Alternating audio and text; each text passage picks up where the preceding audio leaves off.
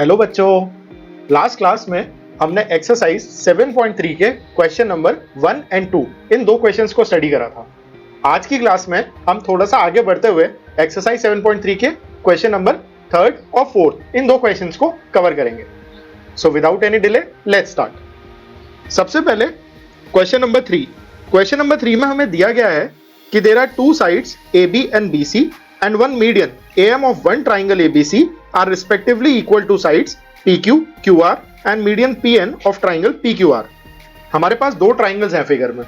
इन दो ट्राइंगल्स की दो साइड्स और एक मीडियन दोनों थ्री ट्राइंगल्स में एक दूसरे के बराबर हैं।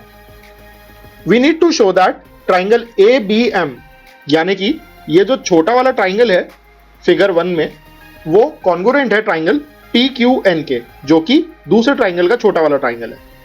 और सेकेंड पार्ट ऑफ क्वेश्चन में जो पूरा बड़ा ट्राइंगल ABC है वो हमें कॉन्ग्रुएंट प्रूफ करना है ट्राइंगल PQR के। सबसे पहले बात करते हैं हम पार्ट 1 ऑफ द क्वेश्चन की।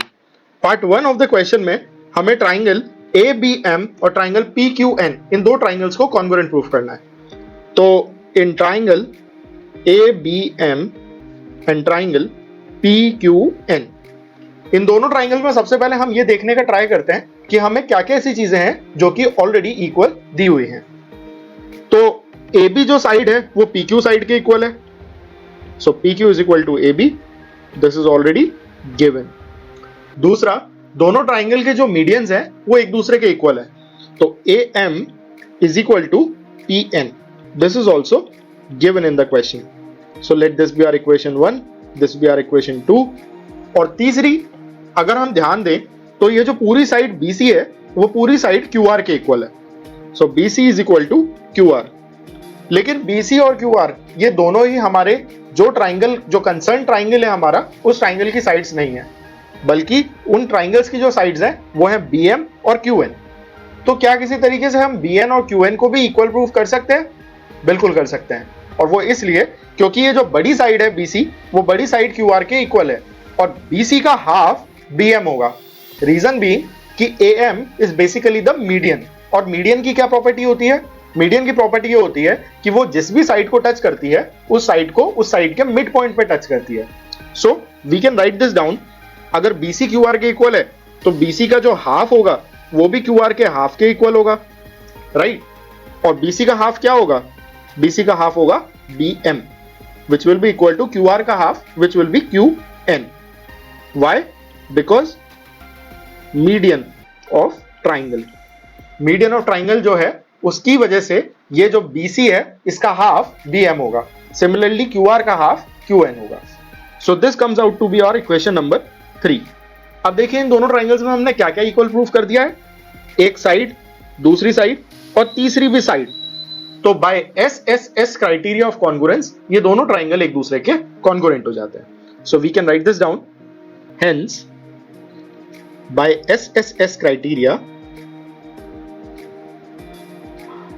triangle ABM will be congruent to triangle PQN.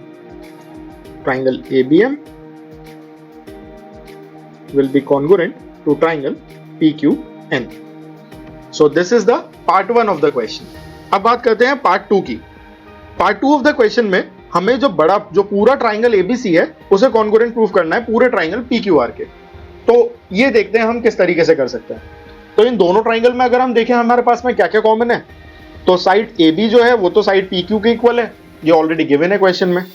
Side जो BC है वो साइड QR के इक्वल है, तो ये पूरी साइड भी इस पूरी साइड के इक्वल हो गई। अब बात आती है कि तीसरी क्या प्रॉपर्टी हम चूज करें, क्योंकि जो हमें मीडियन इक्वल दिया हुआ है वो मीडियन हमारे कोई काम का नहीं है। मीडियन इसलिए काम का नहीं है क्योंकि वो इस बड़े ट्राइंगल की कोई डायरेक्ट साइड नहीं है। ऐसे में अगर हम ध्यान दें तो ये जो एंगल है ABM ये इक्वल होगा एंगल PQN के। कारण क्योंकि हम ये जो छोटा जो ट्राइंगल्स थे ABN और PQN इन दोनों ट्राइंगल्स को ऑलरेडी कॉन्ग्रुएंट प्रूफ कर चुके हैं। तो by CPCT angle B will be equal to angle Q। तो जहां से हमारे पास में दो तो साइड्स और एक एंगल, यानी कि by SAS criteria we can easily say कि ये जो दोनों बड़े ट्राइंगल्स हैं ABC और PQR ये दोनों ही ट्राइंगल्स एक दूसरे के कॉन्ग्रुएंट है।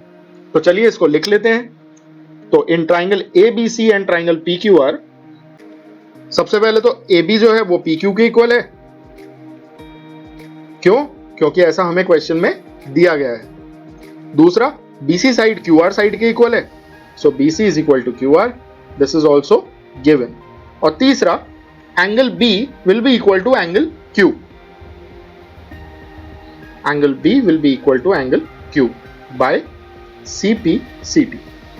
तो इस तरीके से साइड, साइड और angle, hence by SAS criteria triangle ABC will be congruent to triangle PQR। और इस तरीके से हम सेकेंड पार्ट ऑफ क्वेश्चन को भी प्रूव कर सकते हैं। एक पॉइंट जो कि आपको हो सकता है कंफ्यूजन होता हो, कभी कभार हम हमारी नोटेशंस में जब एंगल की बात करते हैं तो खाली हम एक सिंगल लेटर को लिखते हैं एज एन एंगल, जबकि कभी कभार हम पूरा एक्सप्रेशन लिखते हैं।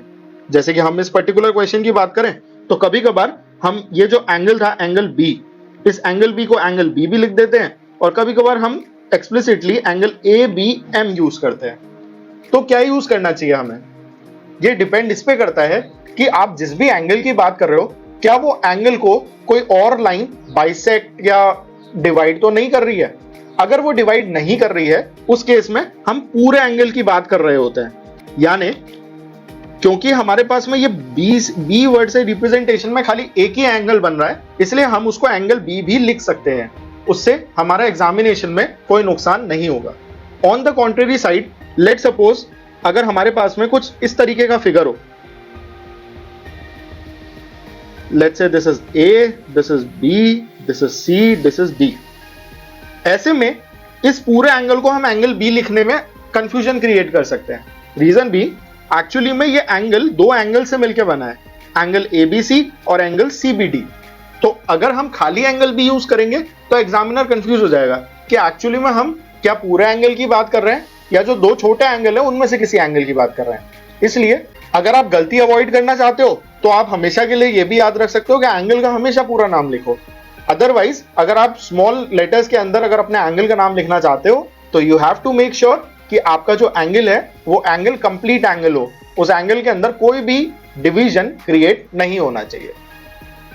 इसी थॉट के साथ में अब चलते हैं हम क्वेश्चन नंबर 4 पे। क्वेश्चन नंबर 4 में we are given an expression कि BE और CF are two equal altitudes of a triangle ABC।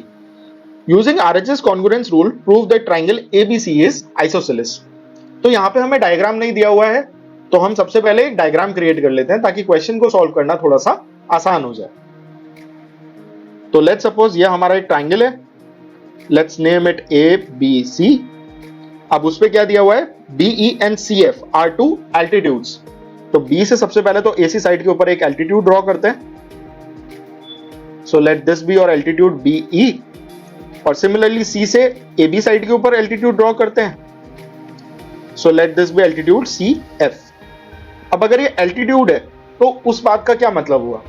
Altitude की प्रॉपर्टी ये होती है कि एल्टीट्यूड जिस भी लाइन को टच करता है उस लाइन पे हमेशा 90 डिग्री का एंगल फॉर्म करता है। सो एंगल BFC, चाहे हम इस एंगल की बात करें चाहे एंगल BEC इस एंगल की बात करें, ये दोनों ही एंगल्स 90 डिग्रीज के होंगे। तो अगर हमें ये प्रूव करना है कि ट्राइंगल ABC आइसोसेलेस है तो हम क्या करेंगे, उसके लिए अंदर वाले जो दो छोटे ट्राइंगल्स हैं उन छोटे ट्राइंगल्स का कॉन्ग्रुएंस प्रूफ करने का ट्राई करते हैं।